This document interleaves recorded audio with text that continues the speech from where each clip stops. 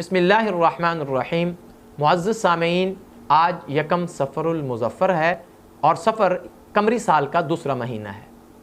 इस वीडियो में मैं आपको उन तमाम हक़ाइक़ से आगाह करूँगा जो सफ़र के मुताल्लिक़ हमें इस्लामी तालीमात में मिलते हैं और लोगों के यहाँ मशहूर और मारूफ़ हैं।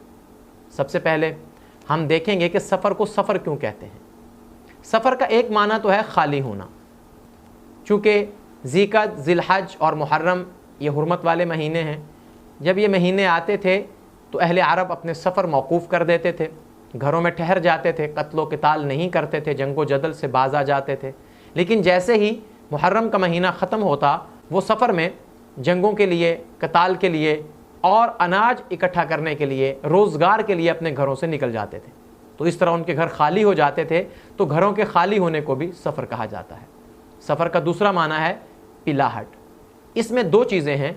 एक तो ये कि जब अव्वल सफ़र का नाम सफ़र रखा गया इस महीने का, तो कहते हैं कि ख़ज़ां का मौसम था। ख़ज़ां में अमूमन पत्ते खुश्क हो जाते हैं और खुश्क हो जाने से दरख्तों पर पीलापन वाज़े हो जाता है। उस पिलाहट के गालिब आने की वजह से इस महीने को सफ़र कहा जाता है। और दूसरी वजह, अतिब्बा के यहाँ एक बीमारी बड़ी मशहूर है जिसे सफ़रा कहते हैं। सफ़रा का मतलब ये कि पेट में पानी जमा हो जाता है और उसकी वजह से चेहरे पर पिलाहट आ जाती है। तो यूँ दो माना हुए। सफ़र का एक माना है खाली होना और दूसरा माना है पीलापन। इसके बाद अब हम देखते हैं कि सफ़र ये नहूसत वाला महीना है या फ़जीलत वाला। तमाम चीज़ों को तारीख़ी हक़ाइक़ और इस्लामी तालीमात की रोशनी में देखते हुए हम अपने असर हाज़िर तक पहुँचेंगे कि अब इसके मुताल्लिक़ लोगों में क्या राय पाई जाती है। तो शुरू में अहले अरब भी सफ़र को नहूसत वाला महीना ही समझते थे और इसके अंदर शादी, खुशी, ख़तना और मर्द व औरत का मिलाप, इसको वो मुनासिब नहीं समझते थे। आज कल के दौर में भी कुछ लोग इसको नहूसत वाला महीना समझते हैं। यानी अहले अरब तो चले गए और वो जाते हुए अपनी ज़िम्मेदारी आज 1400 साल के बाद के उन लोगों को दे गए जिनको वो कह गए थे कि हम तो मर जाएंगे लेकिन तुम्हें ज़िंदा रहना है, तुम्हें मरना नहीं है, कोई हिसाब नहीं देना, लिहाजा हमारे काम को जारी रखना। जो नहूसत हम छोड़ के जा रहे हैं, आप इस नहूसत को आगे लेके चलना। नबी करीम सल्लल्लाहु अलैहि वसल्लम ने इस महीने के बारे में बाकायदा तौर पर नाम लेकर कह दिया कि ला अदवा वला सफ़रा वला हामता। यानी छूत छात में कुछ नहीं है, उल्लू में कोई नहूसत नहीं है और सफ़र में कोई नहूसत नहीं है। लेकिन क्या इसको सफ़रुल मुज़फ़्फ़र कहना चाहिए, सफ़रुल खैर कहना चाहिए, या जो लोग कहते हैं तो इसकी वजह क्या है? तो याद रखें, नबी करीम सल्लल्लाहु अलैहि वसल्लम ने जब ये फरमाया ला सफ़रा कि इसमें कोई नहूसत नहीं है, तो इसका मतलब यह है कि नबी अकरम सल्लल्लाहु अलैहि वसल्लम ने उसकी वो नहूसत जो वो महसूस करते थे, हालांकि थी नहीं, अगर वो महसूस करते थे, हुजूर के ला सफ़रा कहने से वो नहूसत यानी हुजूर ने पकड़ के निकाल दी। आप जिस चीज़ में से हुजूर खुद नहूसत निकाल दें, खुद नहूसत ख़त्म कर दें, अब उसके बारे में ये रवैया रखना कि वो मनहूस है, तो इसका मतलब है कि हुजूर की बातों पर हमें यकीन नहीं है। इसी तरह जैसे नबी करीम सल्लल्लाहु अलैहि वसल्लम ने जब आप हिजरत कर मदीना तशरीफ़ ले गए तो मदीना को यसरब कहते थे। यसरब का मतलब क्या है? बीमारियों का घर, बीमारियों की जगह। लेकिन जब रसूलुल्लाह सल्लल्लाहु अलैहि वसल्लम वहाँ तशरीफ़ ले गए तो वो मदीना तैयबा, मदीना मुनव्वरा, मदीना मुबारका, यानी उसकी वो बीमारी और उसका वो नाम ख़त्म होकर एक खैर वाले नाम में बदल गया। अब दूसरी बात कि इसको मुज़फ़्फ़र कहना चाहिए, खैर कहना चाहिए या नहीं, तो इसलिए चूँकि लोग इसको मनहूस समझते थे, हुजूर ने उसमें से शर निकाल दिया, तो अब भी लोग उसको मनहूस समझते हैं। तो इसलिए अब सफ़र के महीने को सफ़रुल मुज़फ़्फ़र कहना या सफ़रुल खैर कहना ये बहुत अच्छी बात है। इसमें अगरचे हमें हदीस से इसका सबूत तो नहीं मिलता कि सफ़रुल मुज़फ़्फ़र या सफ़रुल खैर है, लेकिन हुजूर के इस फरमान से कि ला सफ़रा, इसमें नहूसत नहीं है, तो हमारा यकीन और ईमान है कि हर दिन अल्लाह का बनाया हुआ है।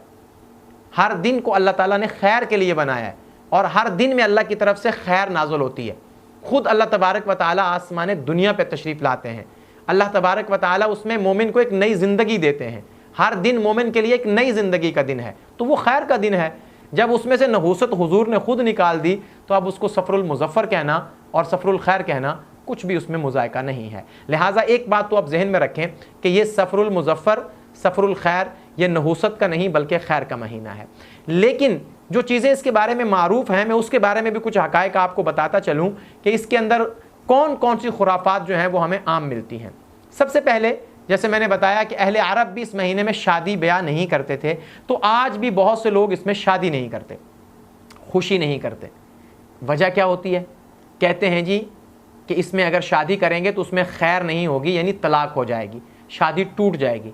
अब ज़रा मुझे बताइएगा कि आप लोग सफ़र में शादी नहीं करते, मुहर्रम में शादी नहीं करते, रमज़ान में भी अमूमन लोग शादी नहीं करते।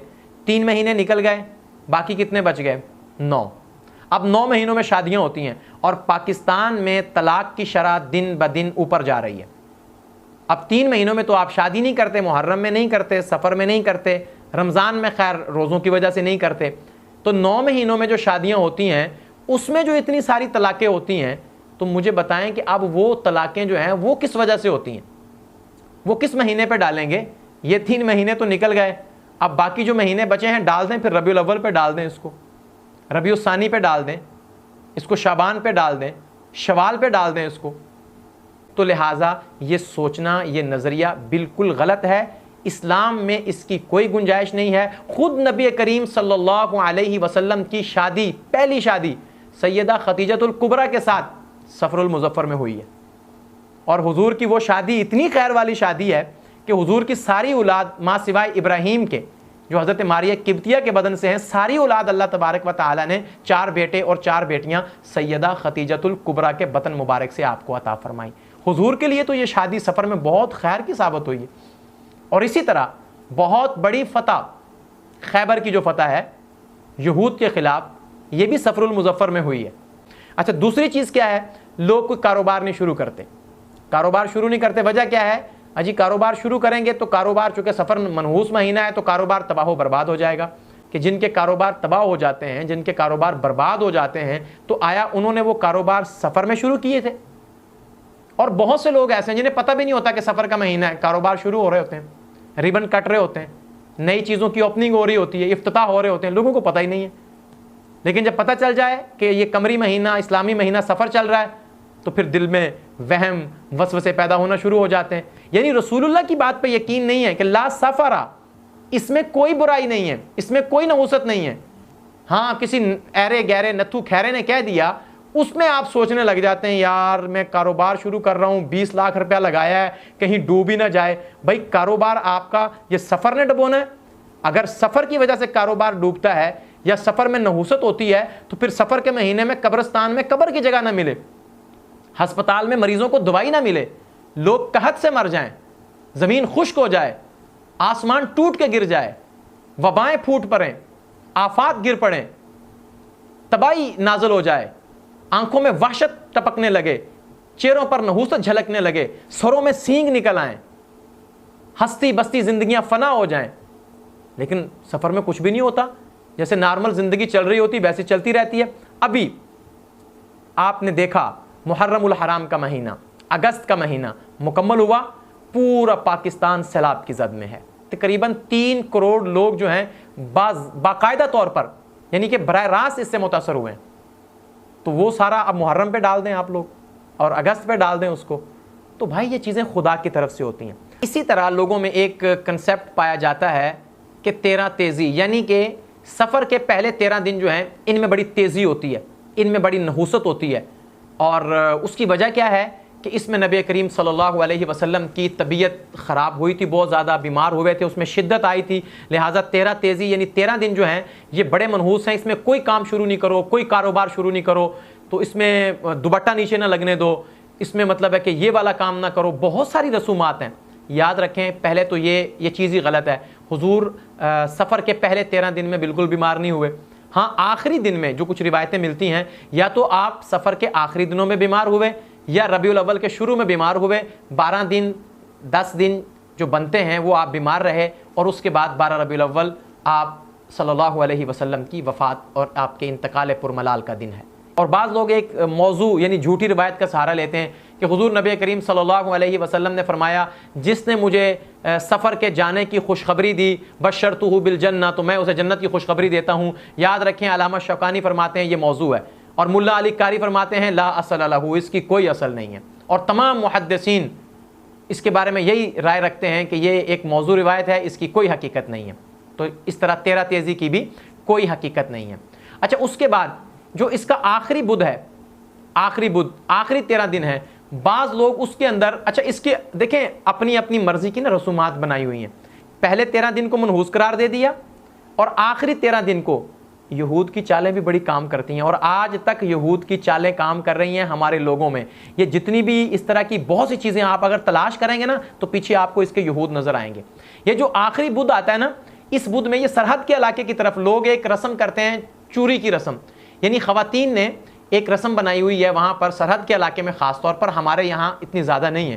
कहते हैं कि हुज़ूर सल्लल्लाहु अलैहि वसल्लम चूँकि इस आखिरी अशरे में यानी बुध में आप सेहत याब हुए थे, आपने गुस्ल सेहत किया था, तो सैयदा आयशा सिद्दीक़ा रज़ी अल्लाह ताला अन्हा ने चूरी बनाकर आप सल्लल्लाहु अलैहि वसल्लम के सेहत याब होने की खुशी में वो लोगों में बांटी थी। याद रखें कि इस तरह की हुजूर की तबीयत ख़राब होने के बाद कोई सेहत दोबारा इस तरह की आप पर बहाली नहीं आई कि जिसके ऊपर इस तरह ज़्यादा खुशी करने का मौका मिलता उनको, क्योंकि हुजूर सल्लल्लाहु अलैहि वसल्लम मुसलसल बीमार रहे। हाँ, अफाका ज़रूर हुआ है, लेकिन उस अफाके में ऐसी नौबत नहीं थी कि आप बिल्कुल जैसे बहाल हो जाती है तबीयत, तो लिहाजा ये रस्म भी नहीं है। हाँ, इसके बारे में ये रिवायतें ज़रूर मिलती हैं कि यहूद ने, चूँकि आप सल्लल्लाहु अलैहि वसल्लम ने खैबर में उनको शिकस्त दी थी यहूदियों को सफ़रुल मुज़फ़्फ़र में, तो इस वजह से जब आप सल्लल्लाहु अलैहि वसल्लम बीमार हुए आखिरी अशरे में, सेहत याब नहीं हुए, बीमार हुए, तो यहूदियों ने इस मौका पर खुशी करते हुए शरीनी बांटी, मिठाई बांटी, चूरी बांटी, जो चीज़ भी अपने ज़माने में बांट सकते थे उन्होंने खुशी की हुजूर के बीमार होने पर। अब जो लोग चूरी की रस्म कर रहे हैं या और खुशी मना रहे हैं, और बाद लोग इस दिन पिकनिक के लिए निकल जाते हैं, सैर के लिए निकल जाते हैं, बहुत सारी रसूमात हैं, आपको बल्कि शायद कि हमसे ज़्यादा पता हो, चूँकि आप अपने गिरदो नवा में ये चीज़ें देखते हैं। ऐसी रसूमात हैं कि जिनका हमारे फरिश्तों को भी इल्म नहीं होता। और इसी तरह आखिरी बुध में लोग कहते हैं कि जो साल में 10,20,000 बलाएँ और आफात उतरती हैं ना, उनमें 9,20,000 वबाएँ और बलाएँ और आफात सिर्फ आखिरी बुध के अंदर जो है वो उतरती हैं। तो मैंने कहा इतनी बलाएँ अगर एक ही दिन में उतरती हैं तो फिर वो तो समझो क़यामत का दिन होगा कि 10,20,000 टोटल हैं और उनमें 9,20,000 एक ही दिन में उतरती हैं। बिल्कुल खुराफात हैं ये सारी, बिल्कुल ये इसकी कोई हकीकत नहीं है। तो लिहाजा एक मुसलमान को नबी करीम सल्लल्लाहु अलैहि वसल्लम के कौल पर, आपके फरमान पर पूरा यकीन होना चाहिए, और यकीन सिर्फ खुद नहीं करना, जो लोग इन रसूमात को करते हैं उन्हें भी ये चीज़ बताएं। तो याद रखें, तमाम महीने अल्लाह के बनाए हुए हैं, तमाम महीनों में खैर ही खैर है, किसी महीने में कोई नहुसत नहीं, ना कोई घड़ी, ना कोई दिन, ना कोई महीना, ना कोई रात नहुसत वाली नहीं होती। अल्लाह ताला से दुआ है कि हमें इस्लामी तालीमात को समझकर इस पर अमल पैरा होने की तौफीक अता फ़रमाए। अस्सलामु अलैकुम व रहमतुल्लाहि व बरकातुहू।